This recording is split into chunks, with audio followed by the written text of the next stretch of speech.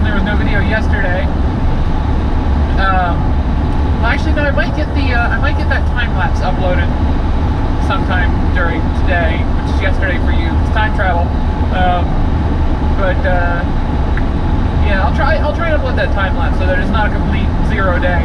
But we got stuck in Wyoming yesterday in all that crazy wind, and I just couldn't go anywhere.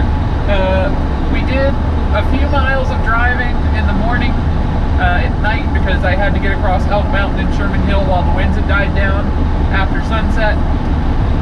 And then after that, the only driving I did during the daylight was from the Walmart DC to Flying J and Wood Beacon for a washout. So really wasn't much, and nothing worth recording. I think I've recorded that before, actually, on days similar. But yeah, once we were in Cheyenne, we got all the cargo off the trailer, and then I just couldn't go anywhere because the wind was too bad. We managed to fight through it with a nice heavy trailer in the morning. Caught a nice 55-mile-an-hour wind gust up on Sherman Hill. That I felt. Once we got around Vedawoo, I think is the name of the area. It's kind of the gas station-y thing near Sherman Hill. Between there's a rock with the tree sticking out of it. That's kind of a good luck thing from when the railroad went that route.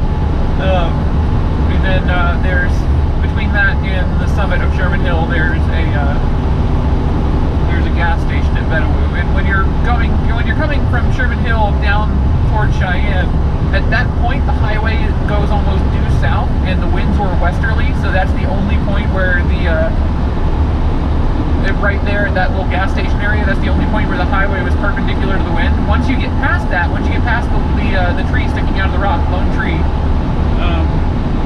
once you get past that, it's just a tailwind the whole rest of the way down the mountain east to Cheyenne. So that wasn't too bad. I just kept it slow and let the wind push me around and kept the trailer upright, got it down the hill, so we were good. It was, like 5 a.m. when that happened. So even in the middle of the night, the winds there were pretty bad.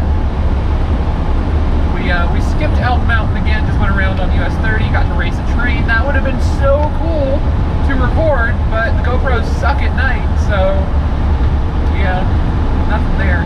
There was on US 30, it follows the railroad line between Rawlins and Laramie. What is going on here? That looks like either a pilot car or a police officer, and then there's a Charger coming up on my left that looks like it could be an undercover cop. No, those are tourists. Okay, and it's just a pilot car without a oversized load. That's weird, but whatever.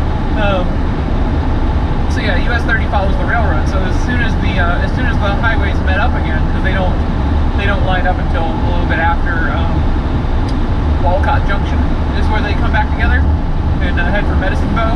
I went over the railroad track, and as I went over the railroad track, there was the very end of a train going underneath the bridge. And I'm like, oh, neat.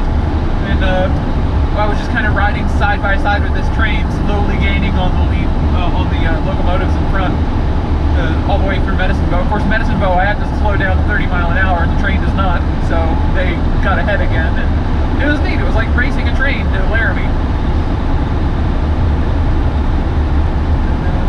So yeah, that was pretty cool. That was very neat because the train had lights along the sides of the cars. So very cool. Not a passenger train, some sort of flat car. Yeah, pretty neat. Yeah, so we delivered in Cheyenne. We got ourselves another load.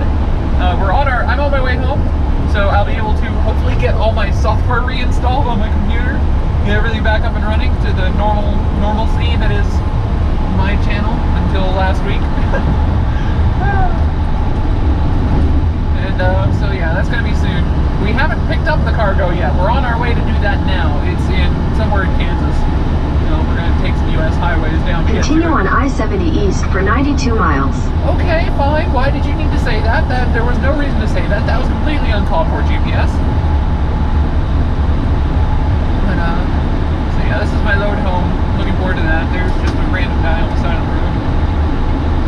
So we're gonna move over. And this other truck behind me is either going to attempt to pass. No, he's moving over too. Cool. I had to do some errands for Prime this morning. It was kind of weird. They wanted me to do them yesterday. Of course,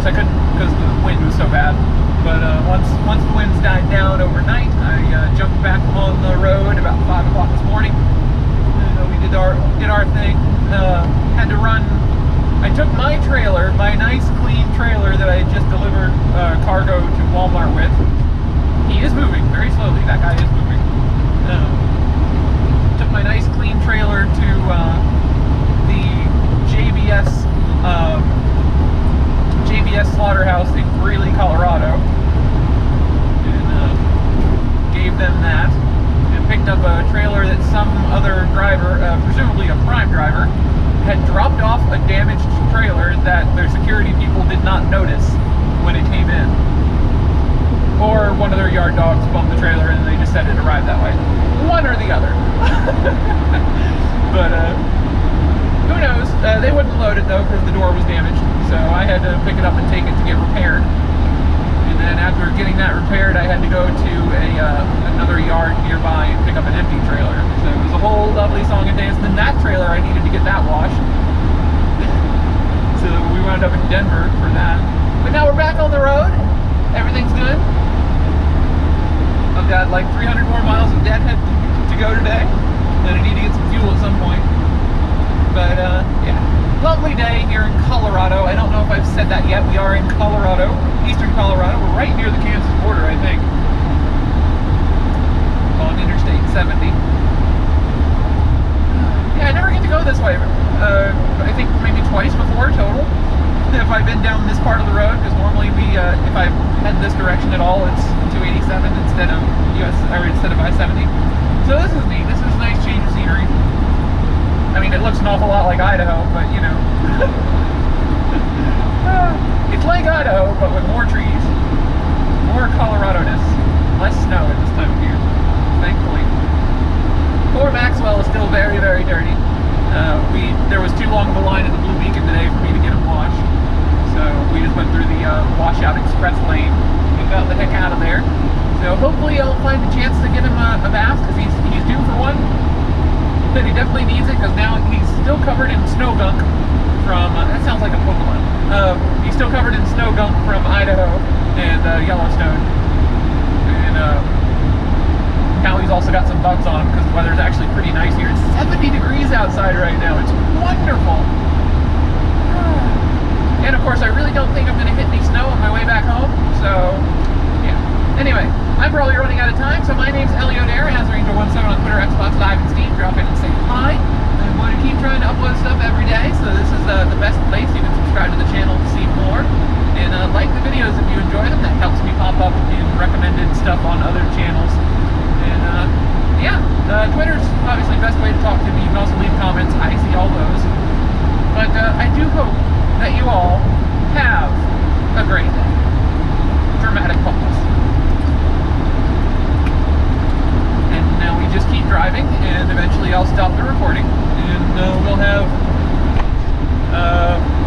yeah, like 2 more minutes of just driving and me saying things at times.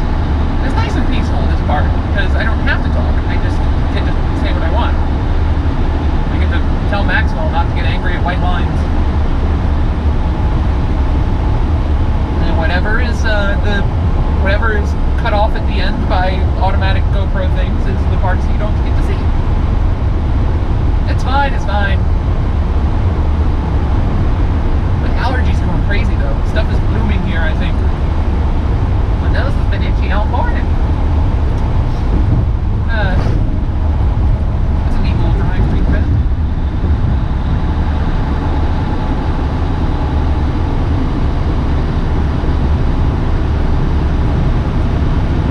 That is an exceptionally tall cell phone tower.